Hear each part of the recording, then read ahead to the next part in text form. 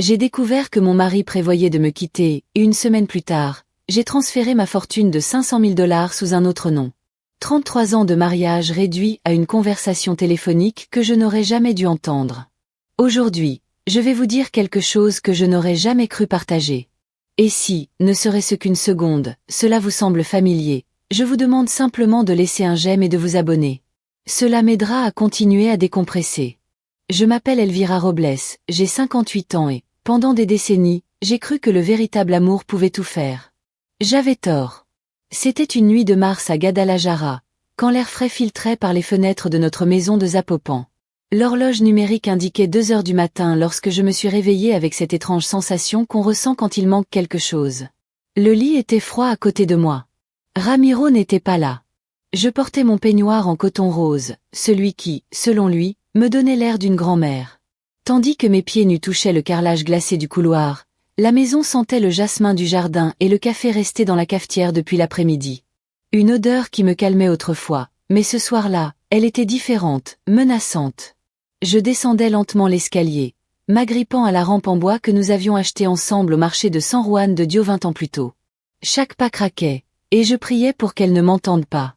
Du bureau, sa voix claire et ferme me parvenait, parlant à quelqu'un au téléphone. Je m'approchai comme une ombre, le cœur battant si fort que je crus qu'elle allait me dénoncer. Non, elle n'en a aucune idée. Elle est stupide. Elle l'a toujours été. Ces mots me transpercèrent comme des couteaux. Je me collai contre le mur, sentant le plâtre froid me coller au dos, tandis que mes mains tremblaient. Le temps qu'elle signe les papiers, il sera trop tard. Elle ne lira pas une ligne, elle ne le fait jamais. Une voix masculine répondit dans le haut-parleur. Et si elle vérifie les comptes, si elle soupçonne quelque chose? Le rire de Ramiro résonna dans le bureau comme une gifle. Ah, Elvira s'est à peine allumé le micro-ondes. Je gère tout depuis des années. C'est une femme du monde. Elle élève sa fille, cuisine et écrit ses histoires de grand-mère. Elle n'a aucune idée de ce qu'elle vaut vraiment. Ce qu'elle vaut vraiment. Les mots se répétaient dans ma tête comme un écho malveillant. J'ai senti mes jambes se transformer en gelée. Le mur était la seule chose qui me retenait tandis que des larmes silencieuses coulaient sur mes joues. Le testament modifié est également prêt, continua cette voix inconnue. Dès qu'elle divorcera, nous partagerons tout. 5050, parfait, murmura Ramiro. 33 ans à élever cette femme pour qu'à la fin elle me donne tout ce dont j'ai besoin. C'était comme investir dans une banque dont j'ignorais même l'existence. Mon monde s'est effondré à ce moment-là. Ce n'était pas seulement l'argent. C'était la prise de conscience que l'homme à qui j'avais donné ma jeunesse, mes années fertiles, mon inclinaison à ne pas m'occuper de lui quand il était malade, ma dignité, me voyait comme un investissement, quelque chose à utiliser et à jeter. Je suis revenue dans la chambre comme un fantôme, tremblante au point de pouvoir à peine marcher. Je me suis glissée sous les draps de coton que j'avais lavés ce matin-là de mes propres mains, comme je le faisais tous les mercredis depuis 30 ans. Quand Ramiro est remonté 20 minutes plus tard, j'ai fait semblant de dormir. Il s'est allongé à côté de moi et m'a serré par la taille comme toujours, mais ce n'était plus pareil. Je n'étais plus là. Sa respiration était devenue lente, profonde. Son bras pesait sur mon corps comme une chaîne. L'odeur de son après-rasage, qui m'avait autrefois apaisé, me donnait maintenant la nausée. Il était là, dormant paisiblement après avoir comploté ma destruction. Le lendemain matin, je me suis réveillée avant lui, comme toujours. J'ai préparé le café dans la cafetière en inox que ma mère m'avait offerte à notre mariage. Des toasts à la confiture de fraises maison, du jus d'orange fraîchement pressé, la table dressée avec les nappes brodées que j'avais confectionnées pendant mes grossesses. Ramiro est descendu à 19 heures, comme tous les jours. Costume bleu marine, cravate rouge, chaussures noires brillantes. Le présentateur a pris le journal et s'est assis à sa place habituelle sans même me regarder. « Bonjour », ai-je murmuré en lui servant le café. Juste comme il l'aimait, sans sucre, avec une cuillère à café de crème. Même, a-t-il grogné sans lever les yeux du journal. 33 ans de bon matin réduit à un grognement. 33 ans de petit déjeuner servi avec amour réduit à une obligation que je ne remarquais plus. Pendant qu'il lisait les nouvelles économiques, je l'observais. Son visage concentré, les petites rides autour de ses yeux. Les cheveux gris qui commençaient à apparaître sur ses tempes. Cet homme qui m'avait écrit des lettres d'amour, qui avait promis de prendre soin de moi pour toujours, qui avait pleuré à la naissance de notre fille, quand avait-il cessé de me considérer comme sa femme pour commencer à me voir comme sa victime? J'ai des réunions toute la journée, dit-il en pliant le journal. Je serai en retard, comme d'habitude, pensai-je, mais je hochai simplement la tête. Bon, prends soin de toi. Il se leva, me fit un rapide bisou sur la joue, cette courtoisie mécanique qu'il m'offrait depuis des années, et partit. Quand j'entendis sa voiture s'éloigner sur la rue pavée, je m'effondrai sur la table de la cuisine. Je pleurai sur les assiettes qui conservaient encore la chaleur de notre dernier petit déjeuner.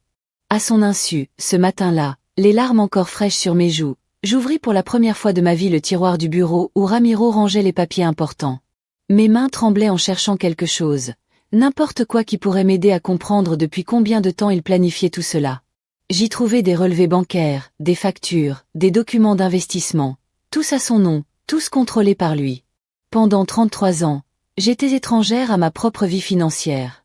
Mais j'y trouvais aussi autre chose. Un vieux dossier rempli de reçus que j'avais payés, des factures médicales datant de son opération de la vésicule biliaire 10 ans plus tôt. J'ai vendu les bijoux que ma grand-mère m'avait légués pour payer des dépenses que l'assurance ne couvrait pas. 12 000 pesos prélevés sur les droits d'auteur de mes livres, de l'argent gagné en écrivant jusqu'au petit matin, pendant qu'il dormait. Il y avait le reçu du prêt que j'avais contracté pour son nouveau pick-up, cette Toyota dont il s'était vanté auprès de ses collègues. Ma femme a insisté pour que je l'achète. Je leur ai dit. Ce qu'elle n'a pas dit, c'est que j'avais versé la moitié de la compte, en faisant des doubles journées, en vendant mes romans dans des foires du livre partout dans le Jalisco. Je n'arrêtais pas de revenir sur les dépenses du mariage de ma petite sœur, dont il s'est plaint pendant des mois, mais que nous avons finalement payé, car la famille est sacrée. 5 000 pesos prélevés sur mes économies. Le nouvel ordinateur pour son bureau à domicile. 15 000 pesos, que j'ai donnés sans me plaindre, car c'était pour notre avenir. L'année dernière, lors de mes vacances à Puerto Vallarta, où il avait invité ses collègues à se la péter, j'en avais payé la moitié, faisant comme si cela ne me dérangeait pas de dépenser mes dernières économies pour impressionner des gens qui ne m'adressaient jamais la parole. Chaque reçu me rappelait tout ce que j'avais donné et le peu que j'avais reçu en retour.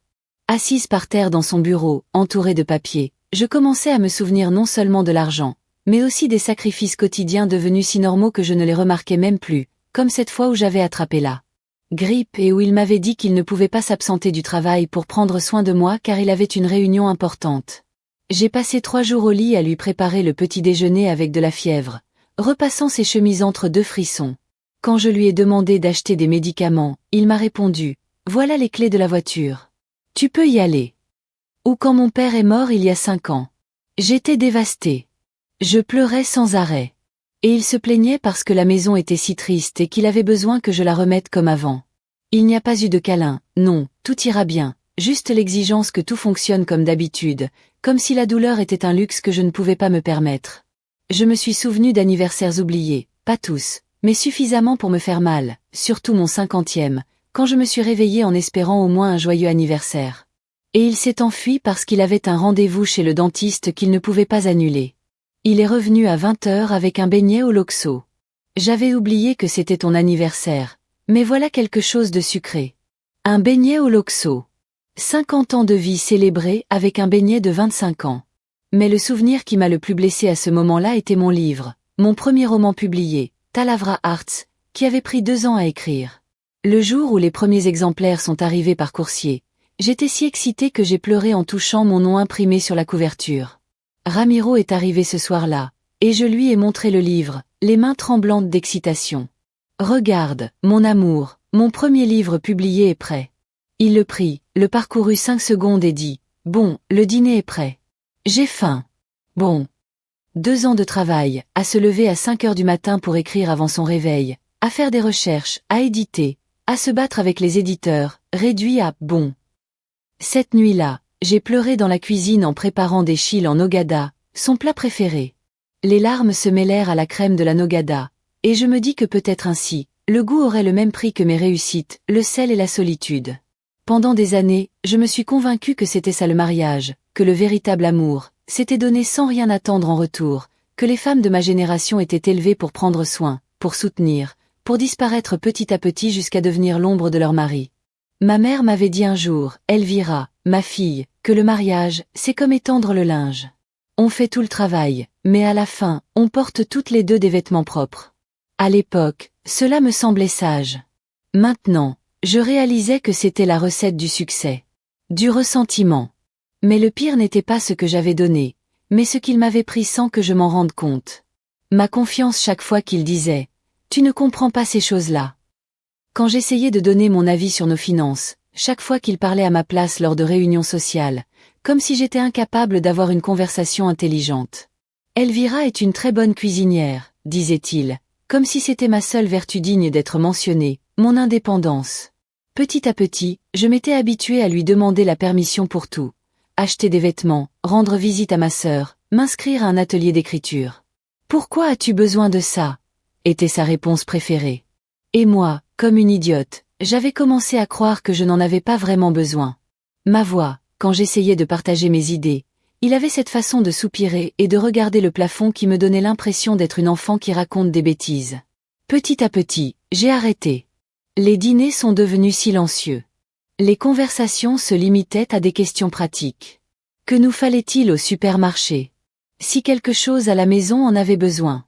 Fixant. Quand les enfants viendraient-ils me rendre visite? Mes rêves. Je voulais écrire un roman historique sur les femmes de la Révolution mexicaine. J'avais commencé mes recherches, j'avais des pages de notes, des entretiens avec des historiens, mais ils se plaignaient.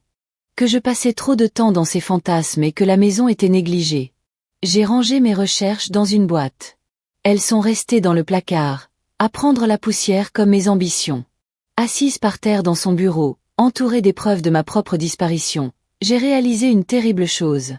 J'avais été complice de ma propre destruction, non par malveillance, mais par amour incompris, par conviction qu'aimer signifiait disparaître. J'ai pris un des reçus, celui des bijoux de ma grand-mère que j'avais vendu pour son opération. Je l'ai serré contre ma poitrine et je me suis enfin autorisé à ressentir de la rage, une rage pure, pure et justifiée. Cet homme ne m'avait pas seulement volé de l'argent, il m'avait volé 33 ans de ma vie, et maintenant il prévoyait de me voler le reste.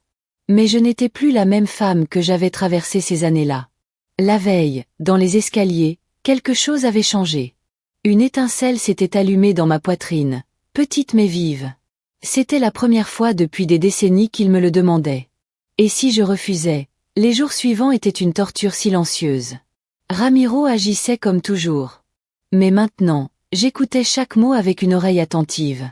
Chaque remarque désinvolte était devenue un coup de poignard. « Elvira, peux-tu m'apporter un café ? Je suis occupée par des choses importantes », m'a-t-il crié depuis son bureau mercredi matin. Avant, j'aurais couru lui préparer son café exactement comme il l'aimait.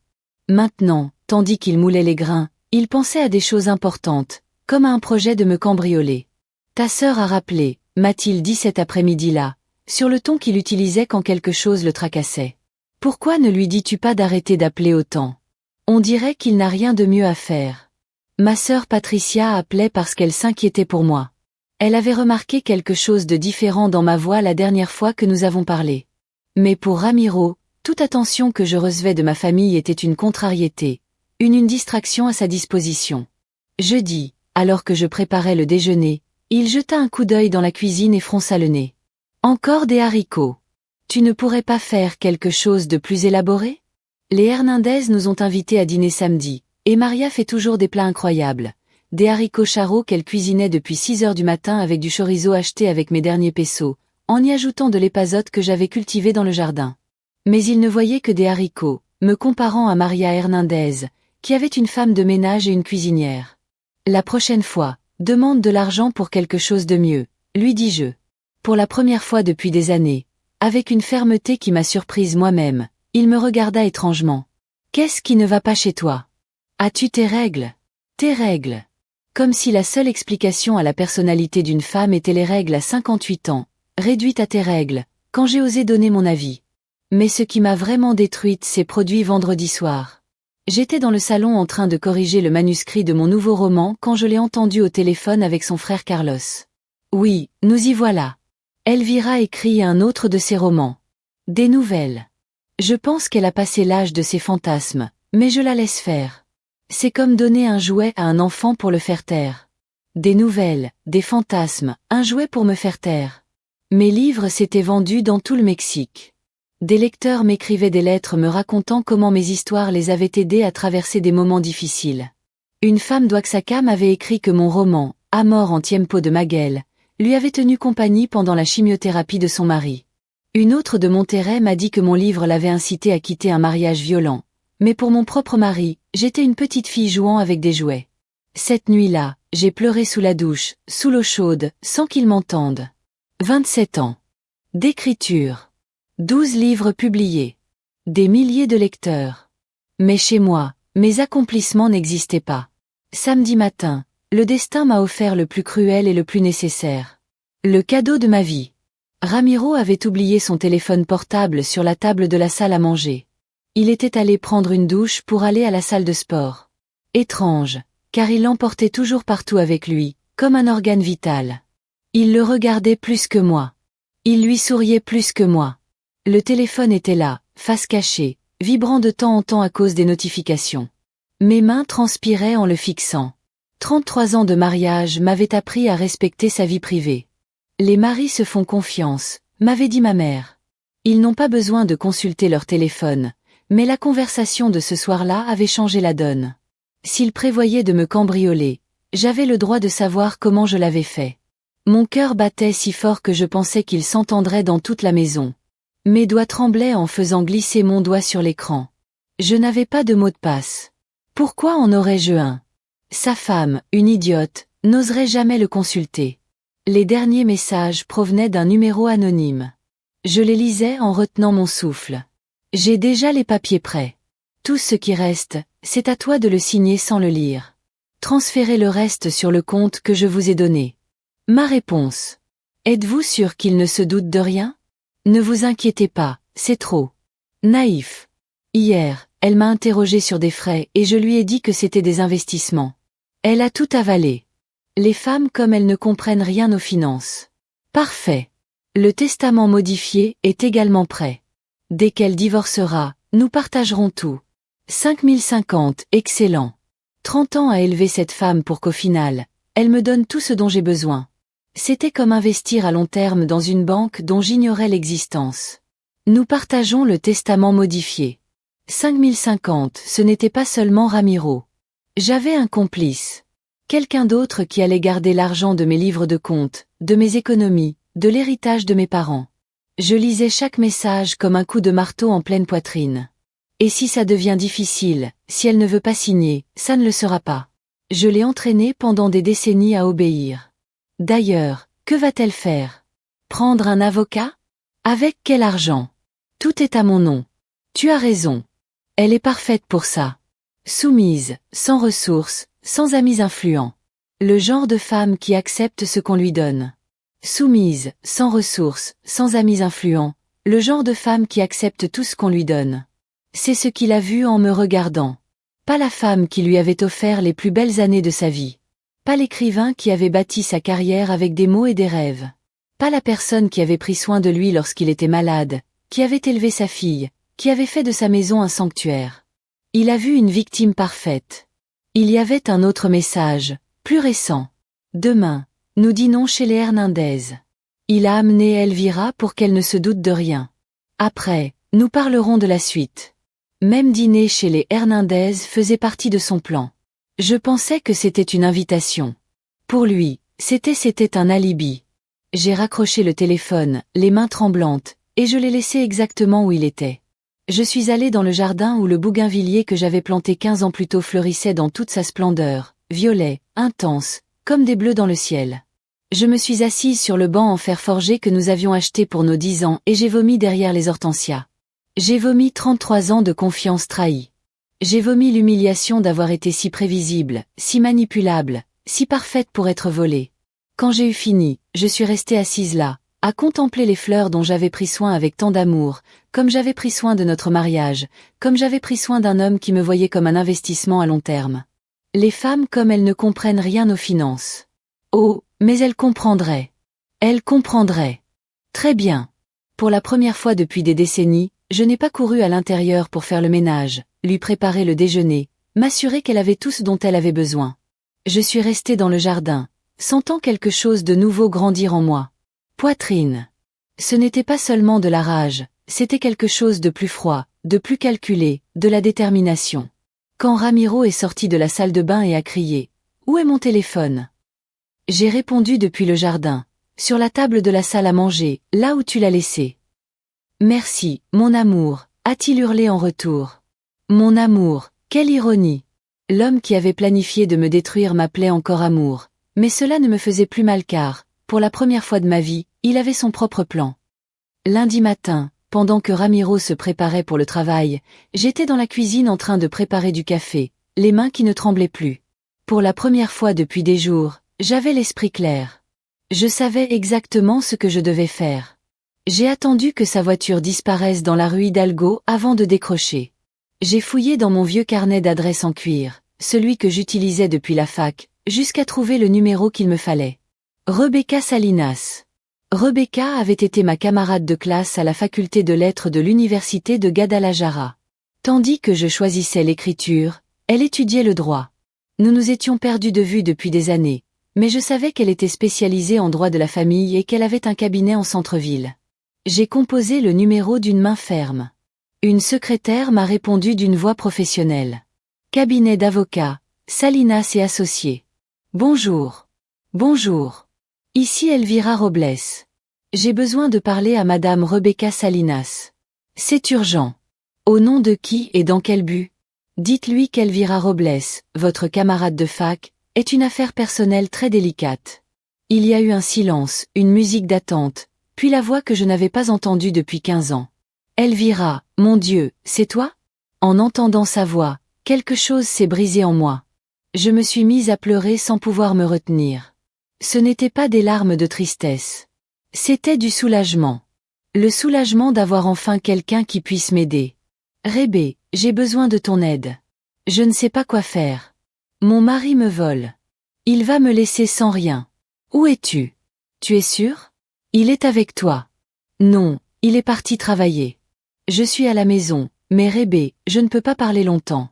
S'il revient et m'entend, Elvira, écoute attentivement.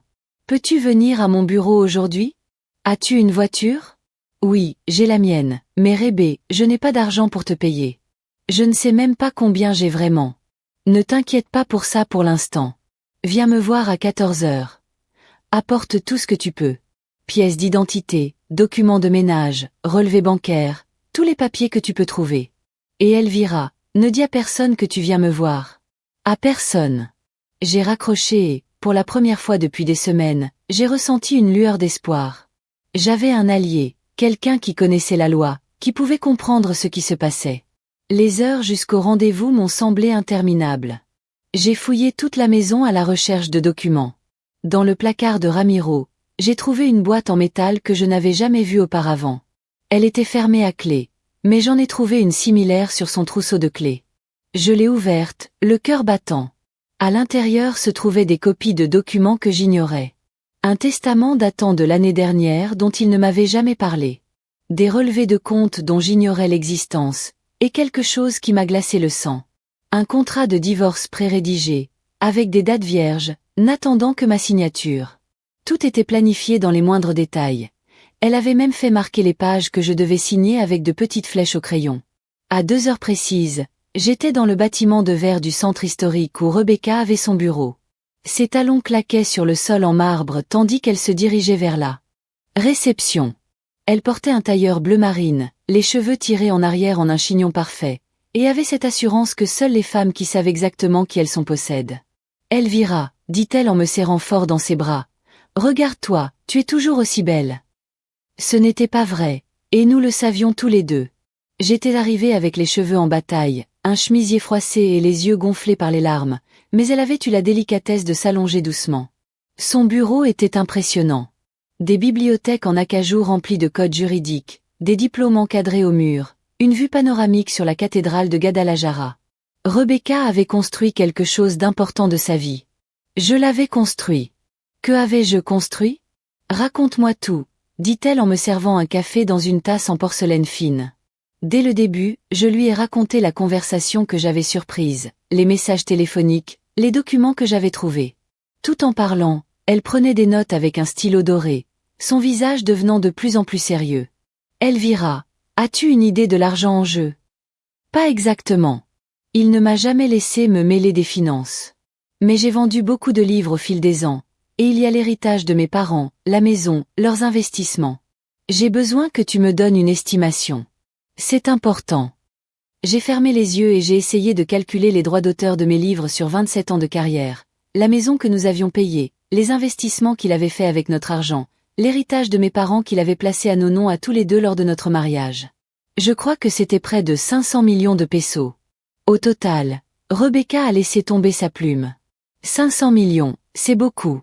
Elle a ri, mais ce n'était pas un rire joyeux. Elvira, c'est une fortune. Et tu me dis que ton mari a l'intention de te laisser sans rien. On dirait bien. Alors, nous devons tout déménager aujourd'hui. Où? À ton nom. Exclusivement à ton nom. Dans un trust qu'il ne peut ni toucher, ni modifier, dont il ne peut même pas avoir connaissance avant qu'il ne soit trop tard. C'est possible, et ça se fera, mais j'ai besoin que tu me fasses entièrement confiance. On ne peut pas se tromper. Nous avons passé les 3 heures suivantes à examiner des documents, à appeler des banques, à contacter des notaires. Rebecca travaillait avec l'efficacité d'un chirurgien. Chaque geste était calculé et précis. Votre mari a fait une erreur, m'expliqua-t-elle en classant des papiers. En mettant tout à vos deux noms pour les impôts, il vous a accordé des droits légaux qu'il ne s'attendait peut-être pas à ce que vous exerciez. Nous pouvons utiliser cela à notre avantage. Ce n'est pas illégal. Illégal. Elvira, c'est votre argent. Ce sont les droits d'auteur de votre livre. C'est votre héritage. C'est votre part de la maison que vous avez contribué à payer. L'illégal serait de vous la faire voler. Lorsque j'ai quitté le bureau de Rebecca, j'avais déjà signé des documents que je ne comprenais pas entièrement, mais auxquels j'avais une confiance aveugle. Dans 72 heures, chaque peso, chaque compte, chaque bien serait sous FIDE commiso à mon nom. Légal, intouchable, irréversible. Je suis rentré chez moi en voiture par les rues de Guadalajara, que je connaissais depuis mon enfance. Je suis passé devant le marché de San Juan de Dios, où ma mère m'emmenait acheter des légumes quand j'étais petite, devant la librairie où avait été vendu mon premier livre, devant le parc où Ramiro m'avait demandé en mariage il y a tant d'années. Tout semblait pareil, mais je savais que tout avait changé à jamais. De retour à la maison, Ramiro était déjà là. Je l'ai trouvé dans le salon, en train de regarder les informations à la télévision. « Où étais-tu » a-t-il demandé, sans quitter l'écran des yeux. « Je suis allé en ville. J'avais besoin d'acheter des choses. »« Que as-tu acheté ?»« Rien. Finalement, je n'ai pas trouvé ce que je cherchais. C'était un mensonge, mais c'était aussi vrai. Je n'avais pas trouvé ce que je cherchais depuis 33 ans. Un vrai mariage, un amour véritable, un respect sincère. Mais j'avais trouvé mieux. Ma liberté. Ce soir-là, j'ai préparé le dîner comme d'habitude. Poulet grillé aux légumes, haricots frits et tortillas fraîches. Ramiro a mangé sans un mot, vérifiant constamment son téléphone. Tout va bien au travail. J'ai demandé, sincèrement curieuse de savoir s'il avait remarqué quelque chose. Oui, tout était normal. Juste une affaire en suspens cette semaine. Une affaire en suspens, comme voler mon argent et m'abandonner. C'est super, ai-je dit en lui servant d'autres haricots. J'espère que tout se passera comme tu l'espères. Il m'a regardé, intrigué par mon ton, mais n'a rien dit. Il n'arrivait pas à imaginer que sa femme, une idiote, venait de lui soustraire 500 millions de pesos. Dans 3 jours, Ramiro allait découvrir qu'il avait gravement sous-estimé la femme qu'il croyait connaître. Tôt jeudi matin, Rebecca m'a appelé. Sa voix était triomphante. Elvira, c'est fait. Tout est protégé. 543 millions de pesos, pour être exact. Ni lui ni personne d'autre ne peut y toucher maintenant. 543 millions.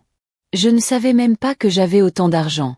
Pendant des décennies, j'avais vécu comme une femme de la classe moyenne, demandant la permission pour acheter des vêtements, m'inquiétant du prix de l'essence, tout en étant millionnaire sans le savoir. Et maintenant? Demandai-je en regardant par la fenêtre de la cuisine où Ramiro arrosait les plantes du jardin, complètement inconscient que son plan venait d'exploser. Attendons. Il va essayer de passer à l'action cette semaine, d'après ce que tu lis dans les messages. Quand il ira à la banque ou tentera de modifier les testaments, il se rendra compte qu'il n'en peut plus. Et alors, Elvira, tu décideras de ta vie. Ta vie.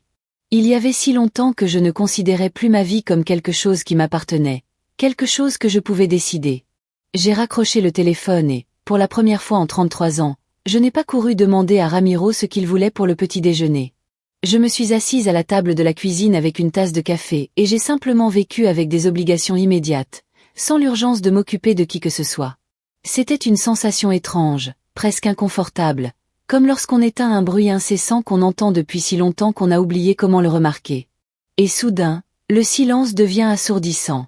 Ramiro entra dans la cuisine en s'essuyant les mains avec une serviette. « Pas de petit déjeuner ?» demanda-t-il en ouvrant le réfrigérateur. « Je n'en ai pas fait », répondis-je calmement. Il me regarda comme si je lui avais dit quelque chose dans une autre langue. « Tu es malade ?»« Non, je n'en ai pas fait, mais il est 8h30. On prend toujours le petit déjeuner à 8h. Pas aujourd'hui. » Le mien se tenait au milieu de la cuisine, visiblement perplexe. C'était comme s'il avait trouvé une inconnue au lieu de sa femme si prévisible. Il finit par se verser un verre de jus d'orange et attrapa une banane. « D'accord, » marmonna-t-il. « Je vais prendre mon petit déjeuner au bureau. » Il partit sans m'embrasser sur la joue, comme d'habitude. Cela ne me dérangeait pas, j'étais même contente.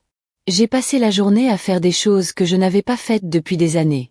J'ai lu un livre entier, Comme de l'eau pour le chocolat, de Laura Esquivel. Pas d'interruption. Pas besoin de me lever toutes les 10 minutes pour vérifier si Ramiro avait besoin de quelque chose. J'ai préparé un déjeuner rien que pour moi, des quesadillas aux fleurs de courge avec un verre d'eau d'hibiscus, et je les mangeais lentement, savourant chaque bouchée. L'après-midi, j'ai appelé ma sœur Patricia. Elvira, quelle surprise. Tout va bien. Oui, je le lui ai dit. Et pour la première fois depuis des semaines, c'était vrai. Je voulais juste te parler. Nous avons discuté pendant 2 heures. Elle m'a parlé de ses petits-enfants, du nouveau travail de son mari, de la pièce de théâtre communautaire à laquelle elle participait. Je lui ai parlé de mes livres, des lettres que je recevais de lecteurs, de mes idées de nouvelles histoires. Tu as une voix différente, m'a-t-il dit. Plus présente. Présente. Oui, c'était le mot. Pour la première fois depuis des années, je me sentais présente à ma propre vie. Quand Ramiro est arrivé ce soir-là, la maison sentait les bougies parfumées plutôt que le plat fraîchement préparé. Il m'a trouvée dans le salon en train de taper sur mon ordinateur portable. Il n'y a pas de dîner. Je n'ai pas cuisiné. J'ai répondu sans lever les yeux de l'écran. Mais il est déjà 20h. Je sais. Elvira, qu'est-ce qui ne va pas chez toi? Tu es très étrange depuis hier. J'ai levé les yeux et je l'ai regardé attentivement. J'ai vu un homme de 60 ans avec une calvitie naissante, des rides autour des yeux et une expression de perplexité totale. Un homme qui avait vécu 33 ans sans jamais se demander ce que pensait ou ressentait la femme qui lui avait rendu la vie possible. Tout va bien chez moi, lui ai-je dit. J'arrête simplement de faire des choses que je n'ai plus envie de faire, comme cuisiner pour quelqu'un qui n'apprécie pas. Il s'est assis sur le canapé en face de moi, m'accordant enfin toute son attention. D'où ça vient? As-tu lu des livres de développement personnel? As-tu parlé à Patricia? Toujours la même réaction.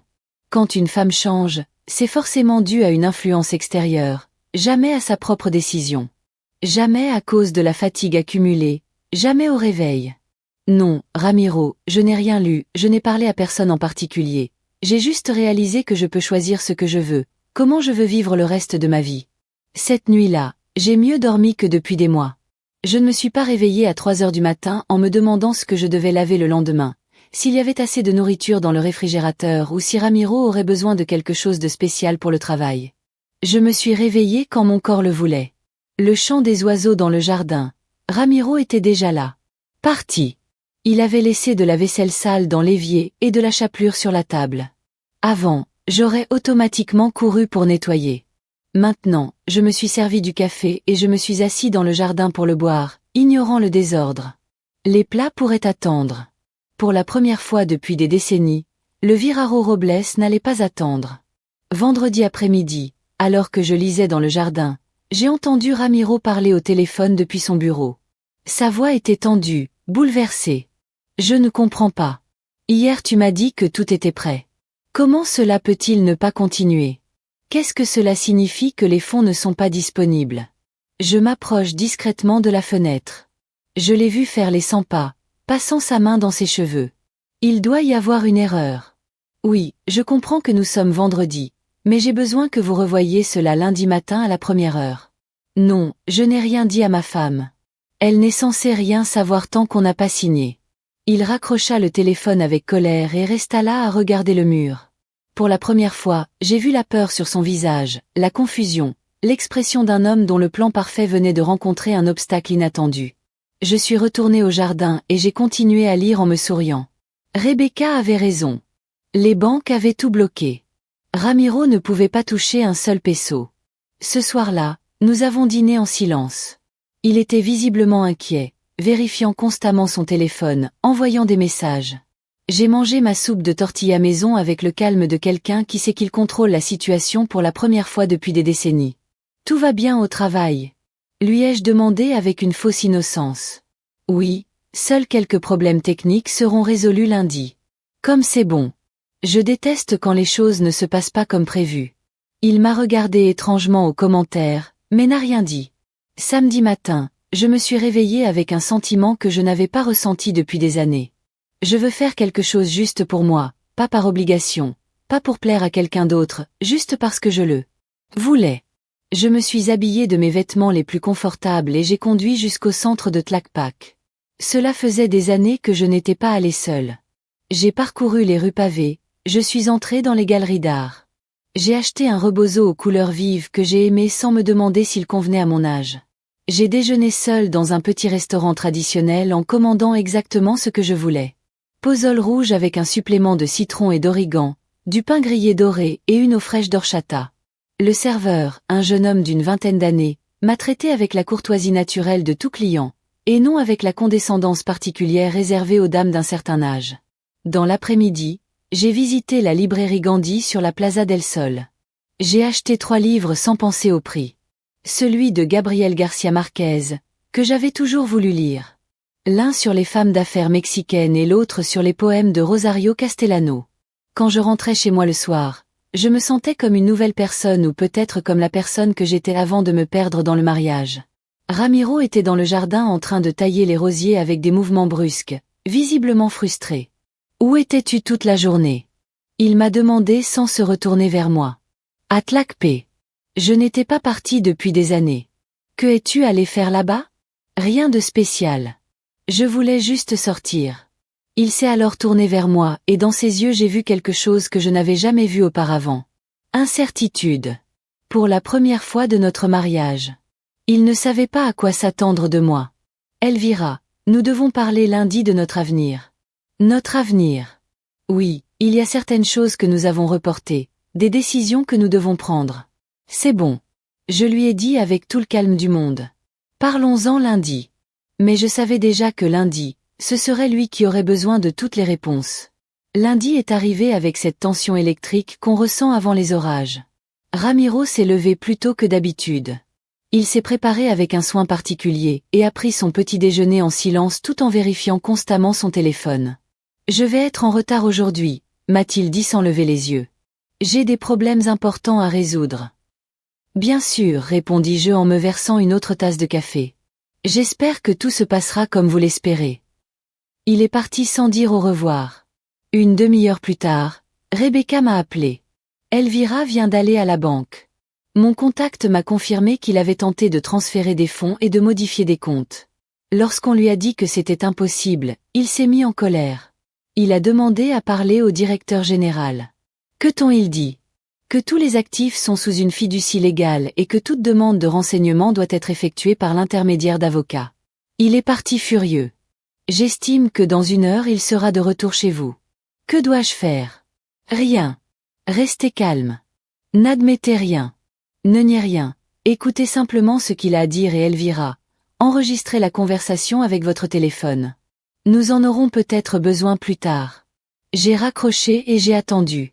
J'étais assis dans le salon avec mon ordinateur portable, faisant semblant d'écrire, mais en réalité, me préparant mentalement à ce qui allait arriver, j'avais répété ce moment dans ma tête pendant des jours. À 11h du matin, j'ai entendu sa voiture freiner brusquement dans l'allée.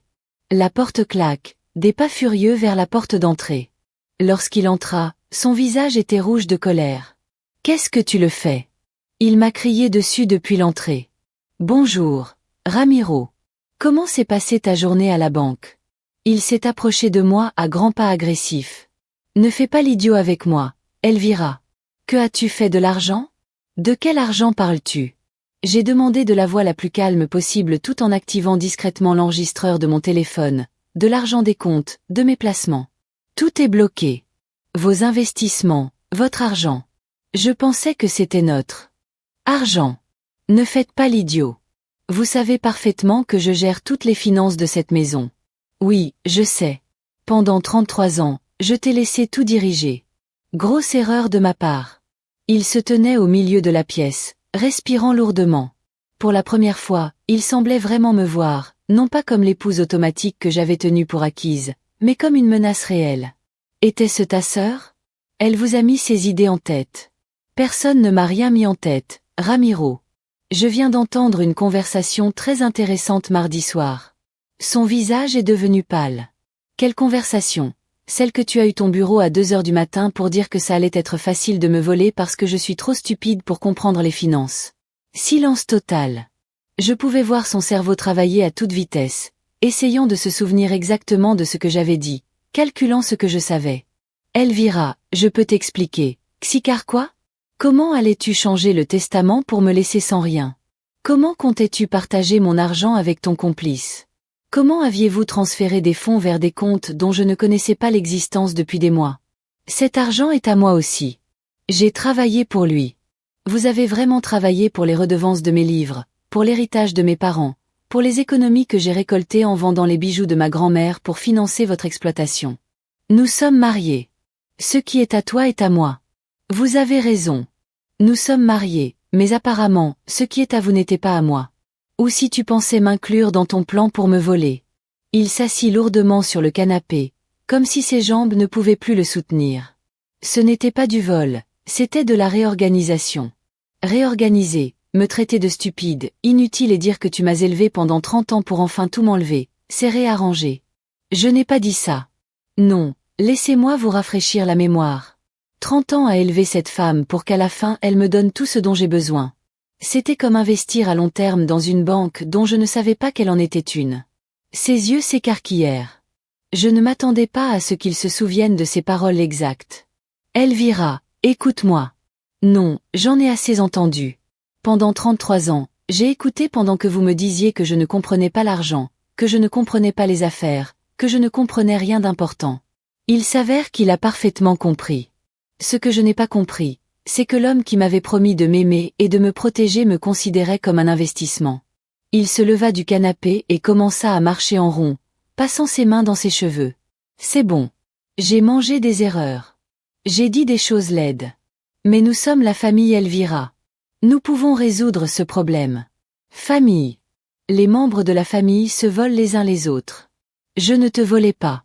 C'était pour assurer notre avenir. Notre ou votre avenir avec votre complice. Quand tu m'as laissé sans rien. Écoute, je peux tout annuler. Nous pouvons recommencer. Nous pouvons suivre une thérapie de couple. Pour la première fois de toute la conversation, j'ai ri. Un vrai rire libérateur. Thérapie de couple. Ramiro, tu ne voulais plus de moi comme partenaire, tu me voulais comme victime. Ce n'est pas vrai.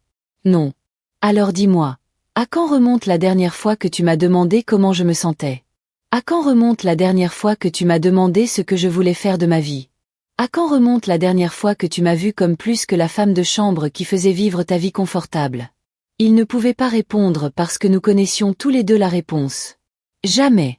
Elvira, nous pouvons arranger ça. Redonnez-moi l'accès au compte et nous pourrons parler comme des adultes. Nous parlons déjà comme des adultes pour la première fois depuis des décennies.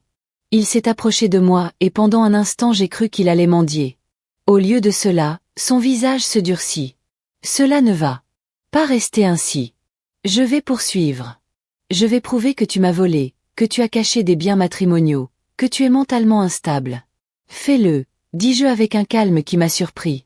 Mais avant de faire cela, sachez que toute cette conversation est enregistrée et que j'ai des copies de tous les messages sur votre téléphone et que mon avocat dispose déjà des documents de tous les transferts non autorisés que vous avez effectués au cours des derniers mois.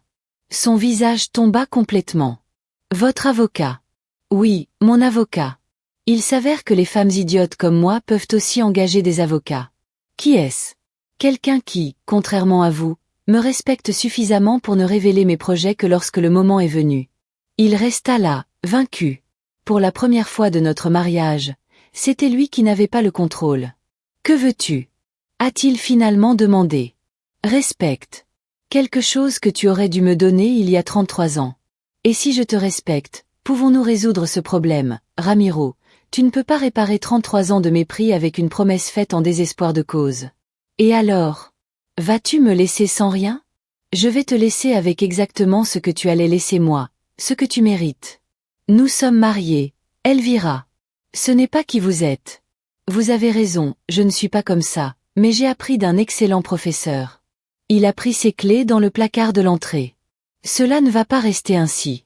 Non, ça ne va pas rester comme ça. La situation va empirer avant de s'améliorer, mais pour la première fois depuis des décennies, la situation va s'améliorer pour moi. Il est parti en claquant la porte. Par la fenêtre, je l'ai vu assis dans sa voiture pendant 10 minutes, parlant furieusement au téléphone, probablement avec son complice, essayant de trouver un autre moyen de m'attaquer, mais je n'avais plus peur. Pour la première fois de ma vie d'adulte, j'avais ce pouvoir et je savais exactement comment l'utiliser. Après le départ de Ramiro, la maison fut remplie d'un silence qu'il n'avait pas connu depuis des décennies. Ce n'était pas le silence tendu de l'évitement ou de la peur, c'était la paix. Le genre de paix qui vient après que vous ayez enfin dit la vérité à laquelle vous vous accrochez depuis des années.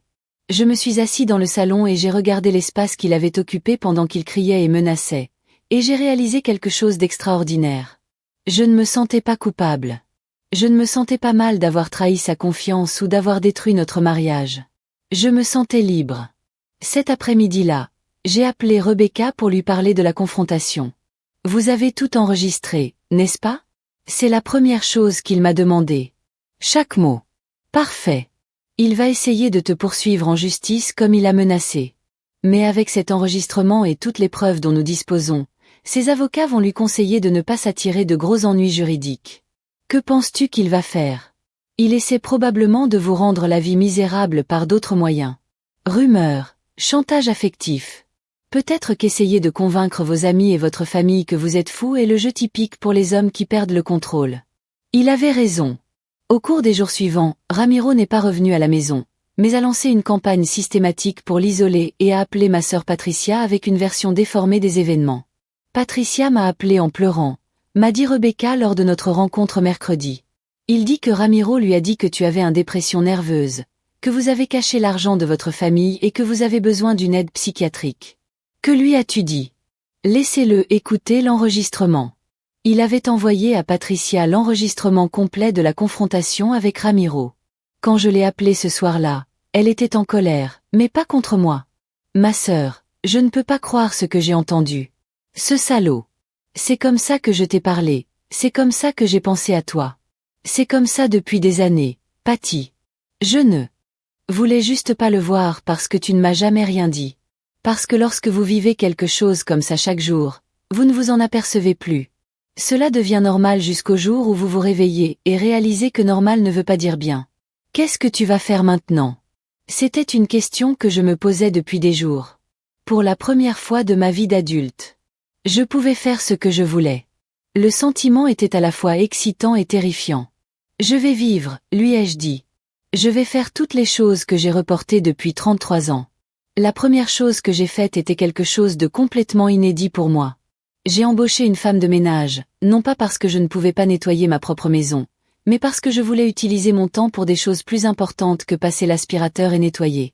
Elle s'appelait Rosa. Il avait 40 ans et 2 enfants qui étudiaient au lycée. Et quand je lui ai expliqué que je voulais qu'il vienne 3 fois par semaine pour que je puisse me concentrer sur mon écriture, il a souri d'une manière qui m'a fait savoir qu'il avait parfaitement compris. Est-ce que votre mari est d'accord? M'a-t-elle demandé le premier jour. Mon mari ne vit plus ici, répondis-je. Et même si je vivais, mes décisions n'auraient pas besoin de ton approbation. Dire ces mots à voix haute, c'était comme retirer un corset que je portais depuis des décennies sans me rendre compte qu'il m'empêchait de respirer profondément. La deuxième chose que j'ai faite a été de sauver mon projet abandonné. Je suis allée au placard et j'ai sorti la boîte avec toutes mes recherches sur les femmes de la Révolution mexicaine. La poussière montait comme des fantômes lorsque j'ouvrais la couverture, mais à l'intérieur se trouvaient mes notes, mes interviews, mes projets pour le roman que je n'avais jamais écrit parce qu'il ressemblait à des fantasmes pour Ramiro. J'ai installé un bureau dans la chambre d'amis face à la fenêtre qui donnait sur le jardin. Chaque matin, je m'asseyais là avec mon café et travaillais sur le roman comme si c'était mon travail à plein temps, car c'était la première fois de ma vie. Mon écriture était ma priorité. L'histoire que je racontais concernait Hermila Galindo, une féministe révolutionnaire qui s'est battue pour le droit de vote des femmes en 1916.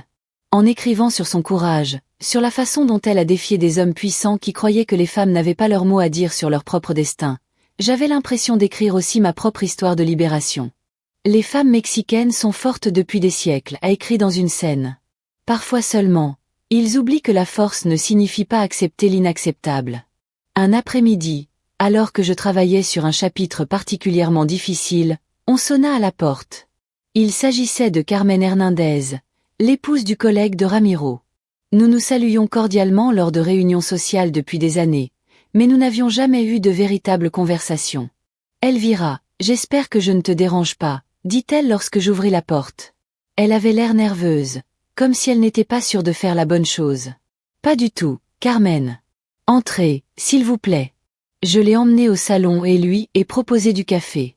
Elle s'assit sur le bord du canapé, visiblement mal à l'aise. Ramiro a beaucoup parlé, dit-il finalement. À propos de toi, de ce qui s'est passé. Je l'imagine.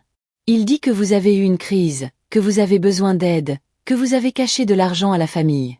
Et qu'en pensez-vous? Il m'a regardé directement dans les yeux pour la première fois depuis son arrivée.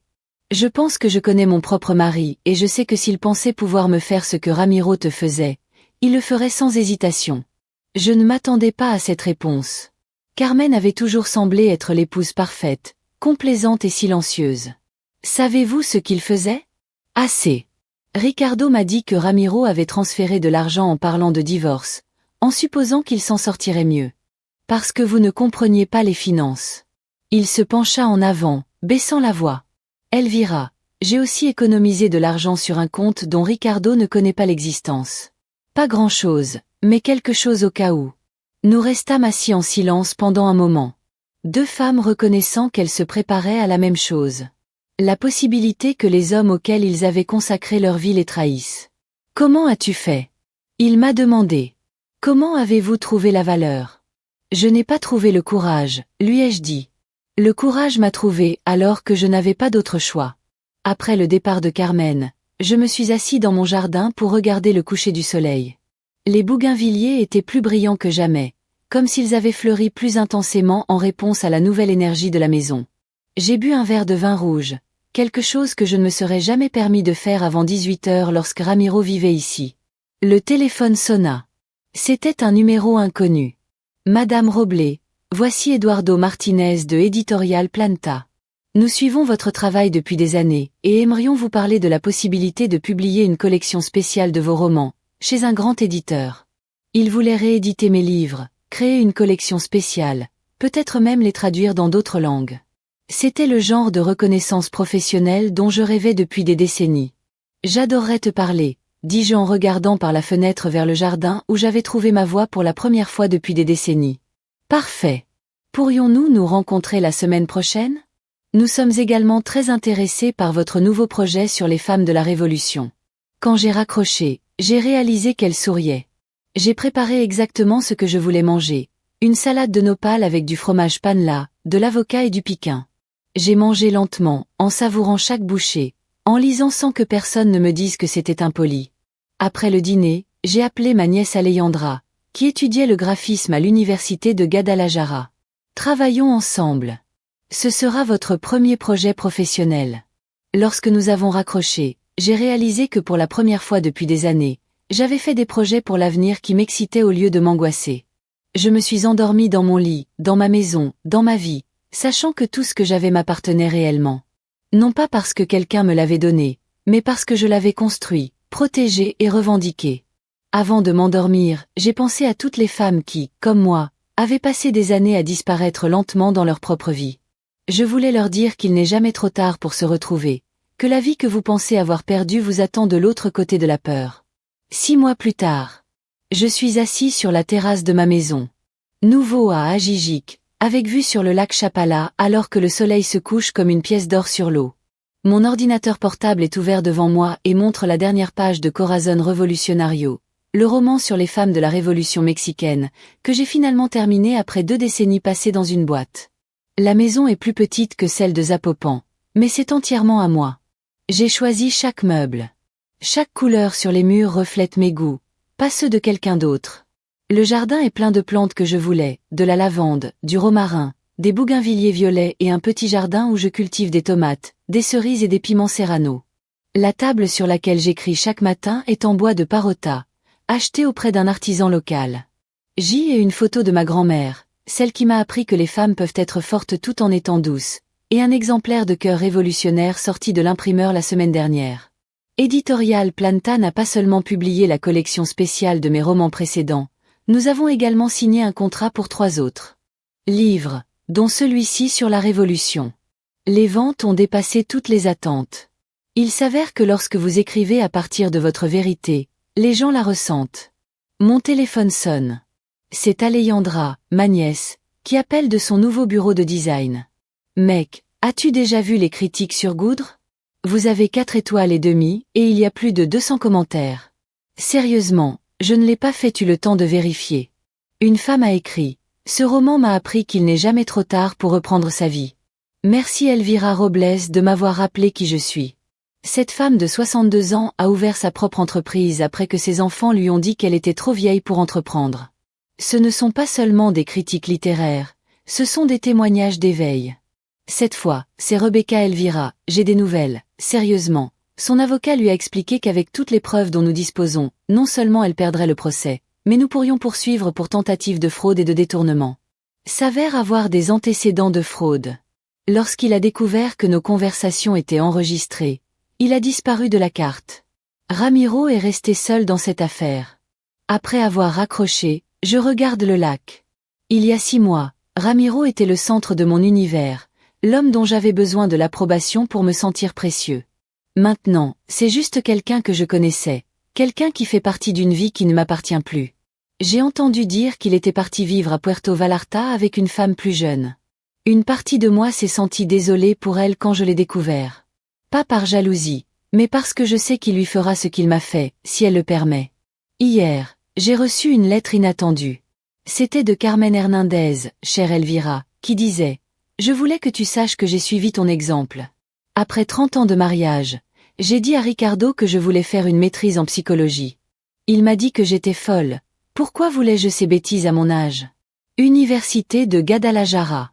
J'ai 60 ans et j'ai l'impression que cet après-midi, j'ai un rendez-vous spécial en lui disant qu'elle était trop vieille et inutile pour trouver du travail.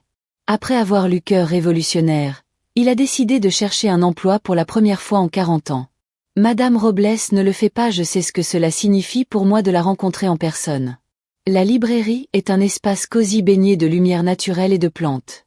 Claudia me montre la section où ils ont mes livres, y compris une exposition spéciale pour les cœurs révolutionnaires. Savez-vous quelle est la meilleure chose dans ce travail? Me demande-t-il en préparant le café. Ce n'est pas seulement que j'ai mon propre argent maintenant, même si c'est merveilleux. C'est juste que je me sens utile, intelligent, capable. Mon mari dit que je perds mon temps, mais je sais que pour la première fois depuis des décennies, je trouve mon temps. Nous étions assises ensemble parmi les livres, 2 femmes qui ont appris que la vie peut recommencer à tout âge.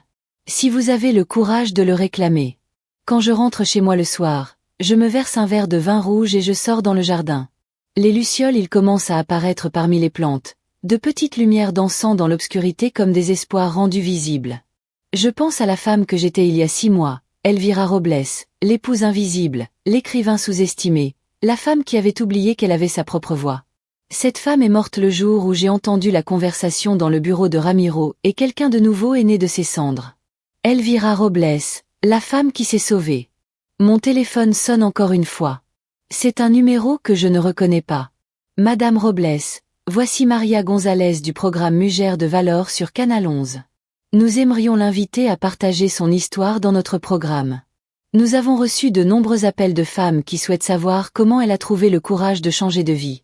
J'accepte l'invitation sans hésitation, non pas parce que je veux être célèbre, mais parce que je comprends que mon histoire n'appartient pas seulement à moi, elle appartient à toutes les femmes qui ont perdu la voie dans des mariages qui les ont consumés, qui ont oublié leurs rêves pour s'occuper des rêves des autres, qui ont accepté des miettes d'amour en croyant que c'était tout ce qu'elles méritaient. Cette nuit-là, avant de m'endormir, j'ouvre mon ordinateur portable et commence à écrire quelque chose de nouveau. Pas un roman cette fois, mais une lettre. À toutes les femmes qui se sentent invisibles dans leur propre vie, je veux que vous sachiez qu'il n'est jamais trop tard pour se retrouver, que le véritable amour n'exige jamais que tu disparaisses, que tes rêves comptent peu importe combien de temps ils ont été stockés dans des boîtes poussiéreuses, que tu as le droit d'être heureux, respecté, valorisé et que si personne d'autre ne te le dit, je te le dis. Vous valez plus que vous ne le croyez, vous pouvez faire plus que vous ne l'imaginez et vous méritez bien plus que ce que vous avez accepté. Je pose le document sur mon bureau et me couche. Demain, je commencerai à écrire mon prochain livre, Lettre à la femme que j'étais. Un ensemble de réflexions pour les femmes qui retrouvent le chemin de leur retour à elles-mêmes. En m'endormant, j'écoute le doux bruit du lac qui clapote sur la rive. C'est un son constant et patient, comme le temps que prend la vie pour nous apprendre qui nous sommes vraiment lorsque nous cessons d'être. Qui les autres ont besoin que nous soyons. Pour la première fois depuis des décennies, je m'endors en souriant, sachant que demain sera un jour entièrement à moi pour créer, vivre, être. Maintenant, je vous le demande, avez-vous vécu ou connaissez-vous quelqu'un qui a vécu quelque chose de similaire? Racontez-moi votre expérience dans les commentaires. Si cette histoire a touché votre cœur, aimez et abonnez-vous à la chaîne pour que ce message parvienne à quelqu'un d'autre qui a besoin de l'entendre. Parce que parfois une histoire peut changer une vie.